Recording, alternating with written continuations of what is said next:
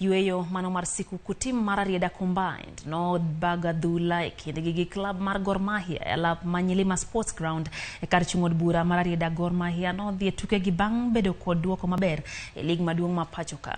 Kogalo nolo Rarieda Combined gode ariyo kuom nono e tugo no mano yuore gi jotend migepe Ababu Namwamba kaachiel gi Eliud Owalo. Kano loso bang' tugo rumo jatend migawo mar tudruok manyasani Eliud Owalo nolero ni ma en okang' ma sirikal okawo mar gero tuke e kor gwenge kimanyo mich mar were e kinde ma koro weche mag tije nok e pacho ka mokalo. Kaka Ababu Namwamba to wacho ni migawo mar tuke oseketo kenge makare mar gero tuke kendo ywayo keme mpogore opogore siro weche mag adhula mosedok chien kipimo kod higni mokalo.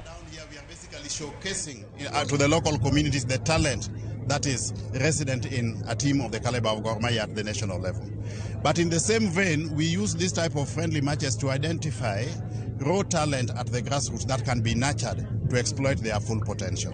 So this is two ways: to showcase the talent that we have at the national level, but also use the process to identify raw talent that can be nurtured so that we use sports at the very grassroots as a source of livelihood for our youth. Yes. Football is not going to attract sponsorship if we have got bad governance and corruption in football or any other sport for that matter. So we must adapt a business model so that we come up with sustainable ways of running these clubs. We also want to encourage this kind of interaction between Premier League teams, teams coming from other parts of the country with local teams. It inspires local players, it provides a window for scouting, and so we are very serious about this thing, that even the president himself, President William Ruto himself, has agreed to be the champion of the bottom-up model of redeveloping our football.